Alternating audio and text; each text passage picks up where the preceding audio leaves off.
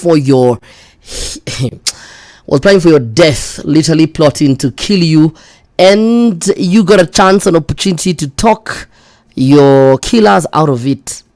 As always, I always direct you to Nation.Africa for an amazing story, which I'm going to read for you in small little parts, and then I need you to go and get the rest of the story on Nation.Africa.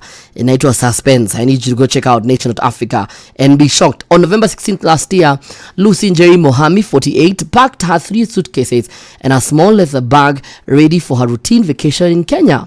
She was living in Canada, where she'd been for over a decade, and she was to make a stop in Nairobi and then head home to Embu for the festivities. The following day, she bid her husband, Nelson Dereba Njeru, goodbye at Toronto Airport, where he escorted her to board her flight to Amsterdam, from where she would connect to the JKIA.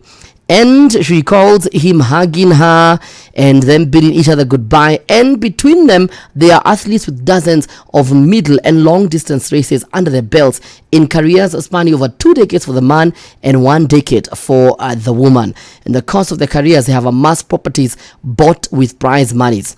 Now, they got married traditionally in Embu in 2002, and at the time, Njeri was 2 years into her running career, with specialty in middle distance races, both locally and abroad. And the partner was nearly a decade into his running career, majorly marathons locally and overseas, including Korea, Germany, and China. In 2022 years ago, Ndereba had won the Beijing Marathon for the second time, bagging $20,000 in prize money at the time, according to worldathletics.org. So now, she leaves, they left Kenya and were living separately. Njeri was in Mexico, Ndereba was in Canada, and Njeri says it was her first time traveling alone for their annual vacation home since the two moving in together in 2010 in Toronto.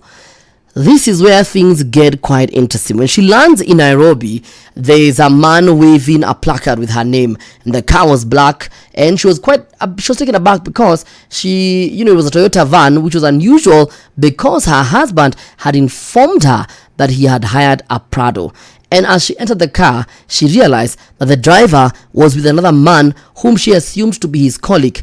They then drove out of the airport, headed to the Embassy Hotel, where she had booked a room for her 2-day stay in the city. Thereafter, she was to be driven to Dallas in Embu, where the couple has a home. However, she says she noticed something unusual when they got into the airport's exit pay point.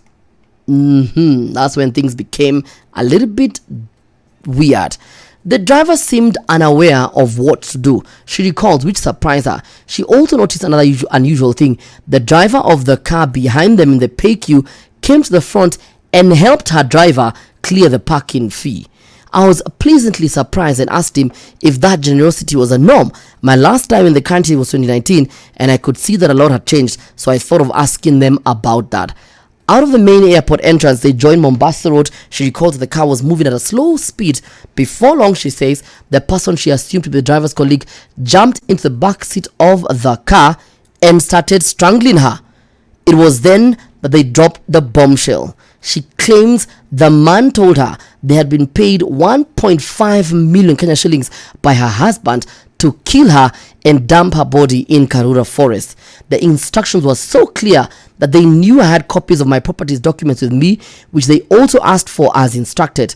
I pleaded with them to spare my life, and they agreed on condition that I pay them 2 million Kenya shillings, she alleges. At this point, she says, the man stopped strangling her and played an audio recording of how purportedly the murder was planned. She says the gang replayed an audio recording of a conference call in which they were being given instructions on the execution. They threatened to complete the assignment if I failed to cooperate with them. The man then picked up her leather bag and told her to hand over the 1.1 million Kenya shillings in US dollars that she had carried in the bag, her 3 phones, and copies of their properties documents. Let me tell you, all you gotta do is go and read the rest of the story by going to Nation.Africa, because I promise you, this story, written so beautifully by Mary Wamboi of the Nation Media Group, is a story that you can only watch in movies or that channel called ID.